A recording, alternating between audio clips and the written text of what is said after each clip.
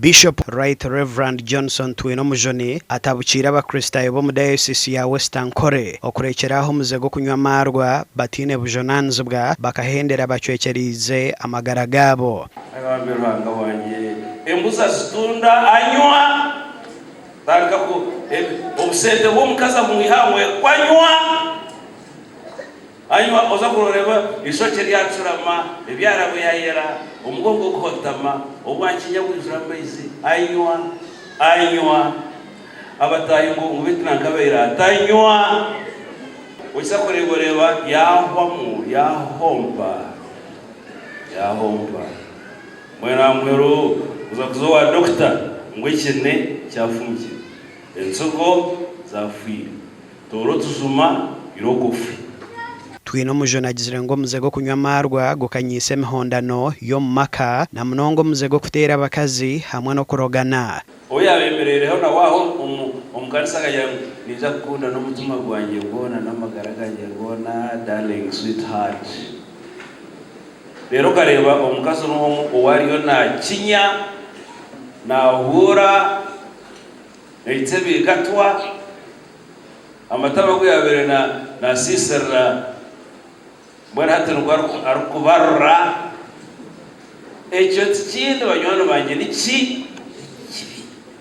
Bishop ebigambiro bwabire nateka habaronde rushanja 31 emikono aho abashabiro hukuma endagano yo kutahibwa mu igana rya Kristo. Nkirize ngwakira mu kathedral yo kanisa yonke yoyine mu kitebe cyawe cy'ubwa Bishop umbiro butro kwakiramu wano tutayayira kutaho emikono bwenu bweranyangi dinare ne kwakira na mama na rukunde rengire kama wita simu kandi riza twashemererwa okutayayisa Bishop kandi twasima munonga message yatuha message yo kwombeka amaka message yani tukabura kwereka ibintu bishemerire gukorwa mu maka akuba twantureba aheketari haruho institution yone ruhendisho.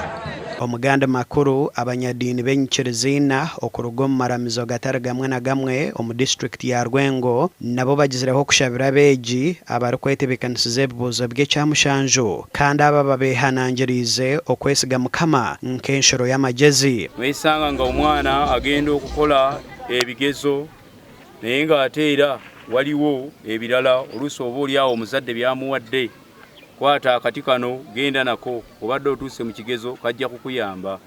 Abamu nga balina obwoya oba olyawo abamu obwakamyu bagamba akamyu kabeera n'amagezi mangi omwana ono bw'anabeera n'obwoya buno ajja kusobola okuwangula mu bigezo bye. Naye tuteekeddwa okujjukira nti ensi ya Mukama era byonna ebirungi biva wa Mukama.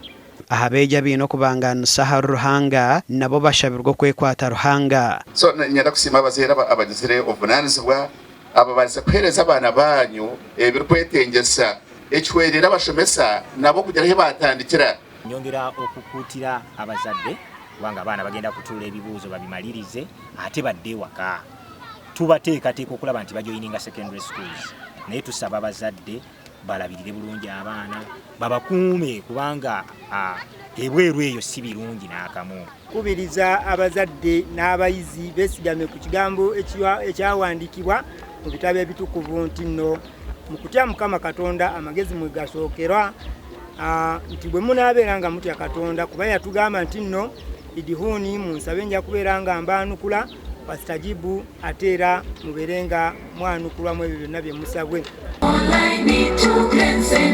Amakuru agashakwa Abraham Muganzi na Sande K. William.